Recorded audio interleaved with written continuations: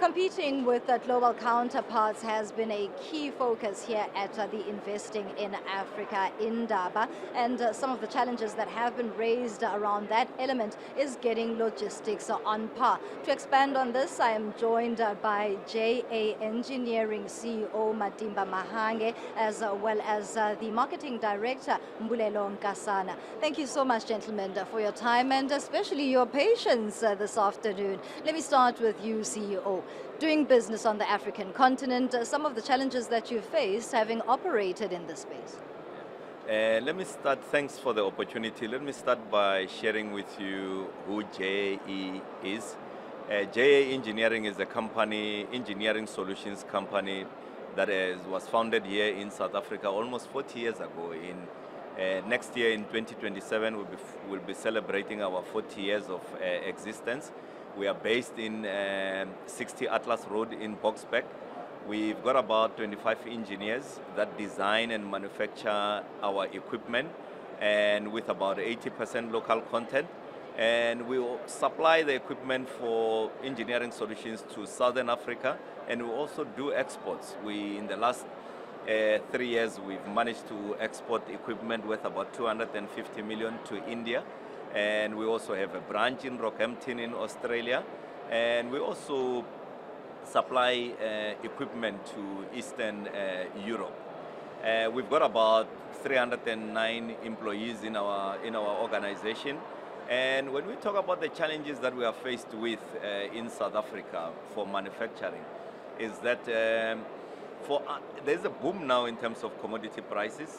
Unfortunately, not the same when it comes to the coal side. That the minerals, either beneficiation here in South Africa or they've got to be taken out of the country. And that's where our rail infrastructure comes in at hand, because no matter how much as in your capacity is, your capabilities are to extract the minerals, you got to take them out to the coastal areas. And unfortunately, the constraint then becomes our rail infrastructure. The other constraint in terms of our input costs will be energy, which comes from Eskom. At least now we've got stability of supply of the energy from Eskom, but it's still not at the right price, because you've got the foundries in South Africa now closing, the smelters are closing, because the high input costs, the bulk of their cost comes from that energy, which is the Eskom one. And thank you for the question. Challenges aside, you interestingly mentioned the wide footprint that you have, and that's where Mbulelo comes in. I mean, clearly, selling yourselves to the African continent and the rest of the world, does it come easy? It's actually not easy per se, but we've had to evolve as a business. Over 40 years, we've been in coal, or close to 40 years rather, we'll be 40 next year. We've been in coal all these years, but now we've had to look at our business and say, what more do we need to do in order to move with our customers as they are transitioning in terms of going from coal to different metals as part of energy transitions. And that's why we have partnered with an organization in Australia in bringing in equipment for surface mining trucks. We've had our own in-house designs when it comes to drilling equipment, and also in terms of hard rock mining underground. And what does that do for us?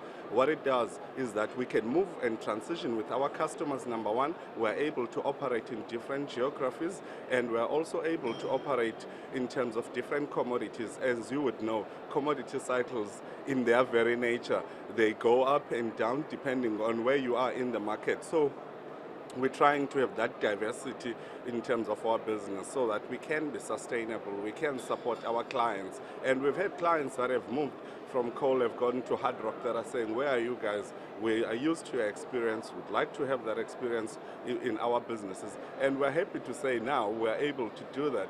We've got huge growth in India as a market, as an example. When it comes to the coal industry, we remain focused there with partners that understand those jurisdictions so that we can be able to have solutions that talk to those customers. So when we go out there, we partner with the best in the world, people that understand the market, understand the customers, understand the legislations, and that's what we stand for. But more importantly, we need to ensure that we have shared values between us and those partners. It's not been an easy transition, but we still believe that South African organizations have got more to offer in terms of technology, in terms of the way we do things here, and we believe manufacturing is not over in South Africa. Absolutely not. I'm glad you raised the expansion that you've experienced. And as a parting shot, I'd like to also find out the near-term outlook. 40 years is really not child's play. What's next? So we're looking at growing our company even further, and with diversified portfolio like what Mbulelo Nkasana has said.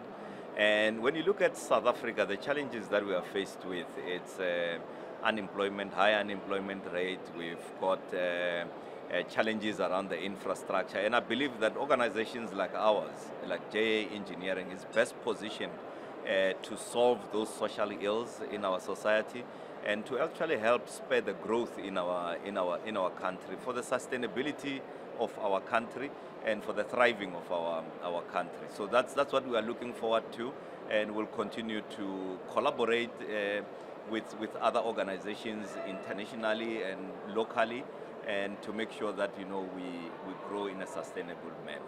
And thank you. Thank you once again, gentlemen, for your input. The executives of JAE right here at the Investing in African Mining Indaba, talking to us about a little bit of positivity. Challenges aside, there's room for growth in this industry. For Newzroom Afrika on Channel 405, I'm Tumisang Ndlovu in Cape Town.